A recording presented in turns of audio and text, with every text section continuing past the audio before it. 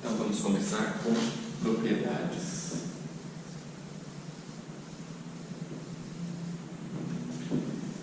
De sistemas. Relembrando, a ideia básica é: eu tenho um sinal de entrada, uma função de entrada, que alimenta um sistema, produzindo uma saída, uma resposta, reforçando uma excitação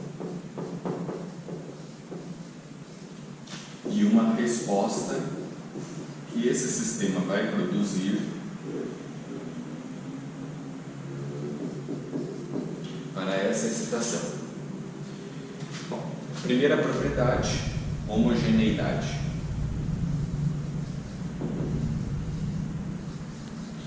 Isso significa que, dado um sinal que produz uma resposta a um dado sistema, num sistema dito homogêneo, se eu amplificar a entrada por um fator A constante, eu devo obter uma saída proporcional, igualmente proporcional.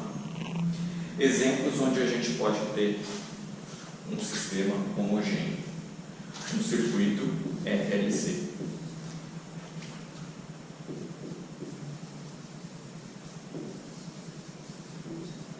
Um circuito RLC é homogêneo, por quê?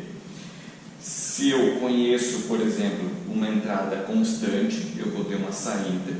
Se eu amplificar essa entrada constante, eu vou ter uma saída constante para um circuito RLC. Outro exemplo: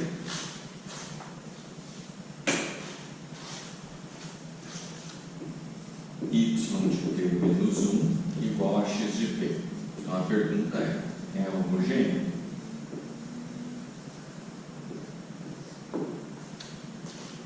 Para a gente validar ou verificar essa circunstância,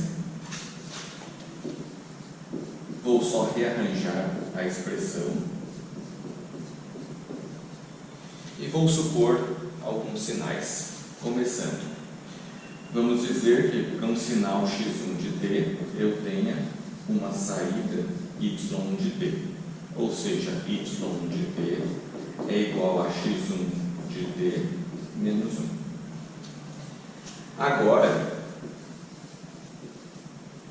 vou pegar o segundo sinal, x2 de t, que vai ser uma versão amplificada ou atenuada do x1 de t. Para isso, eu devo obter um sinal x2 de t, que vai ser y2 de t, que vai ser x2 de t pela expressão menos 1.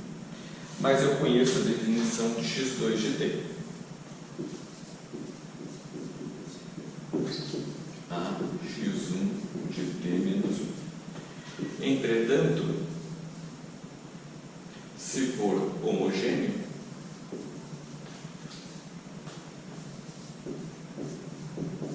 y2 de t deveria ser igual a y1 de t, que é, pela definição do y1 de 1, a y de t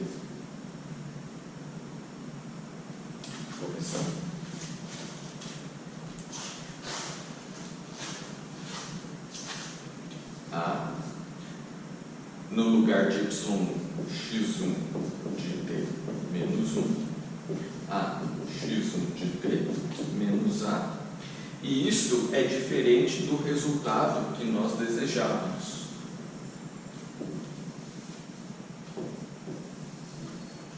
Logo, este sistema é não homogêneo. Posteriormente, a gente vai ver uma estratégia de verificar se é homogêneo ou não através de uma outra propriedade, que a gente vai ver na sequência.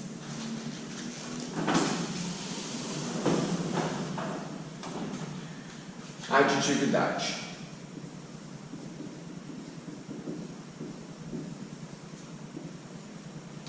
Nesse sistema, nós temos dois sinais cujas respostas nós conhecemos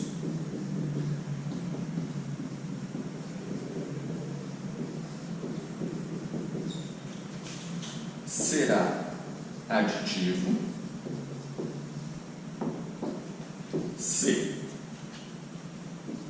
eu aplicar um terceiro sinal, que é a soma dos dois sinais, e isso resultar numa resposta que é a soma das duas respostas outrora conhecidas.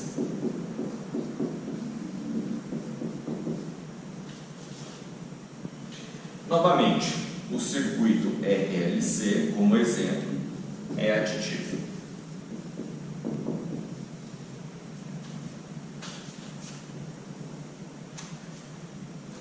Um outro sistema, um circuito com resistor e diodo. Aqui eu vou colocar uma fonte qualquer de tensão.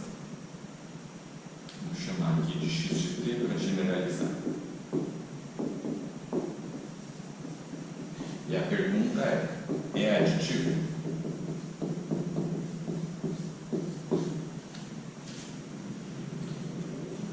Bom, esse circuito é um retificador de meia onda. Para facilitar, considerar o diodo ideal. Então, a tensão de junção zero. Vou construir uma tabela, entrada e saída, para averiguar se é aditivo ou não. Então, assumindo que eu aplique 5 volts, aplicando 5 volts o diodo não conduz, não tem corrente no resistor, toda a tensão produzida X de T é observada na saída, ou seja, terei 5 volts. Se eu aplicar agora menos 5 volts, quando eu aplico menos 5 volts, o diodo conduz, então a tensão sobre ele é zero, porque ele vira um curto. Bom, se for aditivo, aplicando a soma desses duas tensões constantes, que é zero, deve produzir na saída 5. Algo que não é válido. Não tenho como aplicar 0 volts e obter 5 volts aqui. Logo, não aditivo.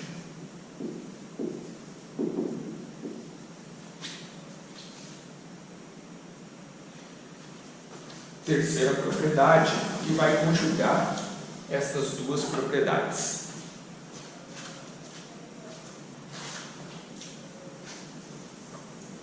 E aí sim, a gente vai verificar uma estratégia para avaliar tanto a aditividade como a homogeneidade, de forma a evitar a gente tentar vislumbrar situações de verificar se a regra é válida ou não para aquele sistema.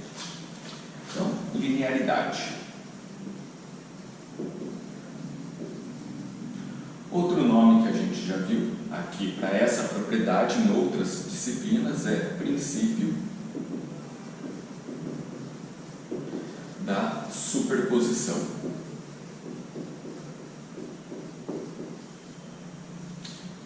Quando o sistema com o circuito é linear, esse princípio é válido, então a gente tira vantagens disso na hora de resolver o problema.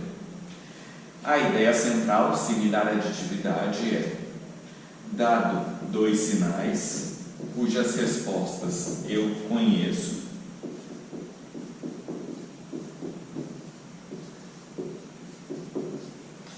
isto implica em a combinação linear destas entradas, um sinal x3, ax1 mais bx2, deve produzir uma combinação linear das respostas a esses dois sinais.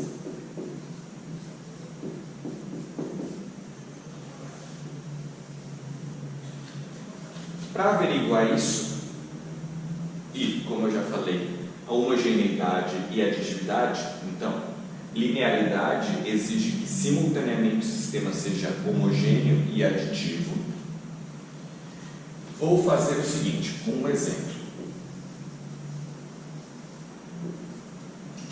Então, vou idealizar uma equação diferencial descrevendo um sistema hipotético. 3 derivada terceira de y de t mais 5 seno de y de t igual a menos 2x de t. Essa é uma equação que eu não consigo isolar y como função de alguma estrutura. Eu tenho derivadas e agora tenho um seno e eu quero saber se é linear.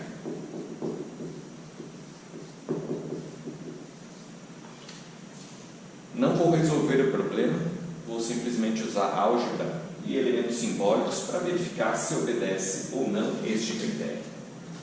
Então, começando, vou criar uma estrutura que eu chamei de f, que é função de uma entrada e uma saída, tal que esta relação seja verificada, só que agora da seguinte forma: derivada terceira de y mais 5 seno y mais 2x. Então, se existir duas funções x e y que obedecem esta estrutura, isso deve ser zero. Então, f de x e de y é zero para esta função. Usando essa simbologia de dois sinais e duas saídas, vou criar f de x1 de t, y1 de t. Vou definir quem é f de x2 de t, y2 de t. E, já que isso é verdade, ou suponho ser verdade, eu vou verificar se a combinação linear a x1 de t mais b, y1 de t tem x2 de t, se esse sinal de entrada tem como saída a combinação linear de y1 com y2. E se isso existir num sistema linear, isso deve ser igual à combinação linear das duas equações diferenciais. Então, a f x1 de t, y1 de t, mais b f x2 de t, y2 de t.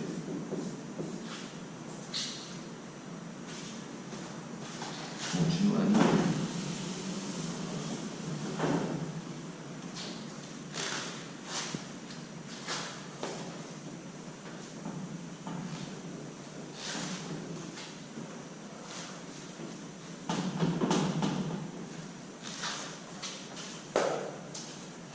Eu vou escrever as duas estruturas. F,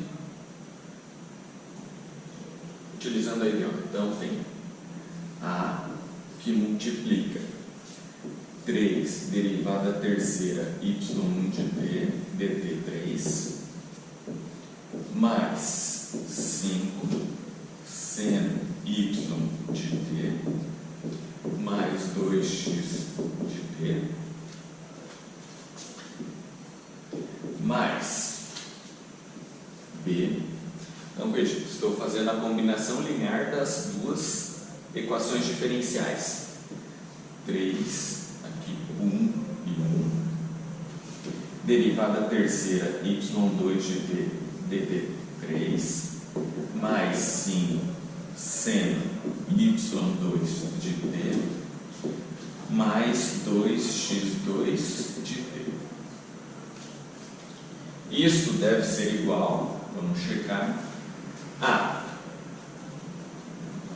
3 derivada de combinação linear de y1, a y1 com by2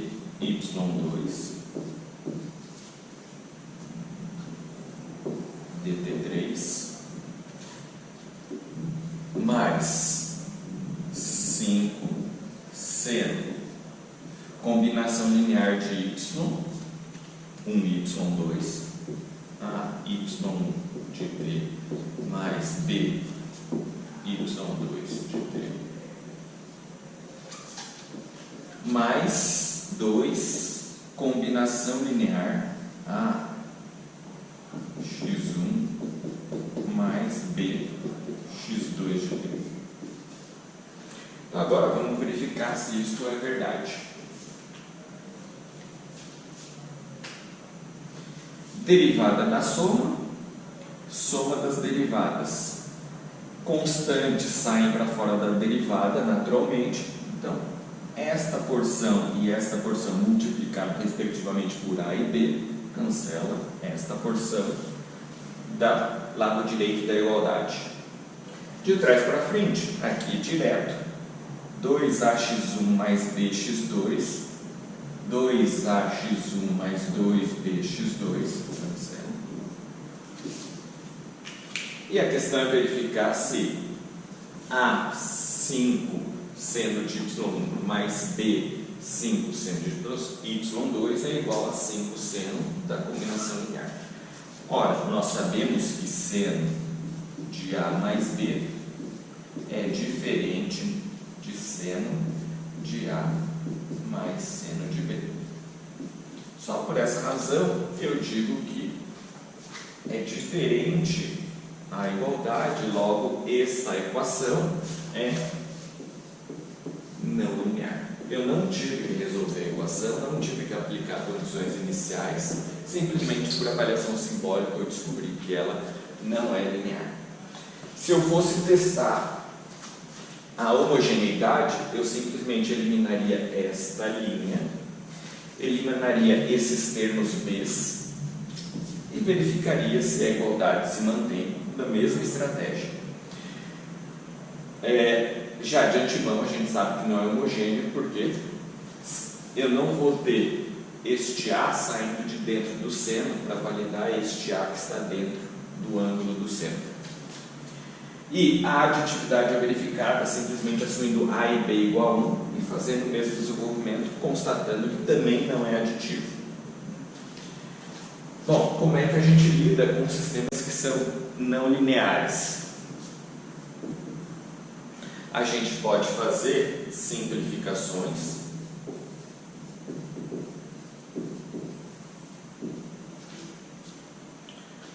ou aproximações. Exemplo nessa equação diferencial. Se eu considerasse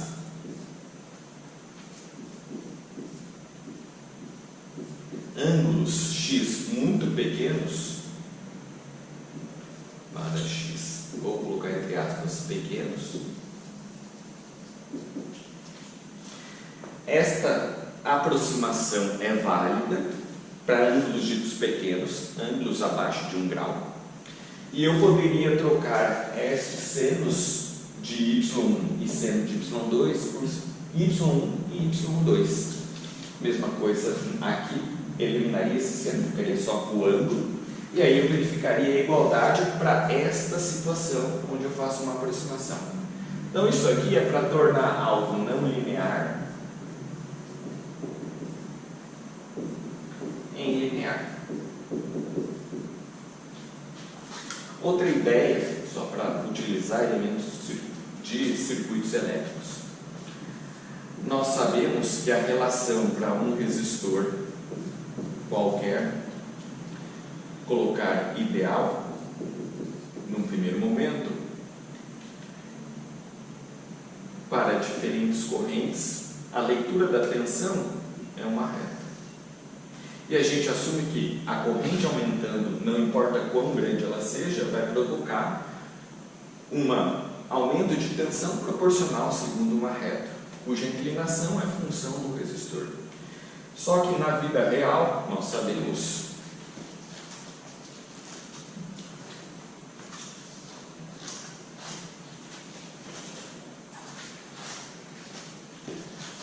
a partir de um ponto, o material começa a sofrer modificação de tal forma que eu tenho um comportamento anômalo ou diferente do ideal, que seria tensão igual a resistência vezes corrente.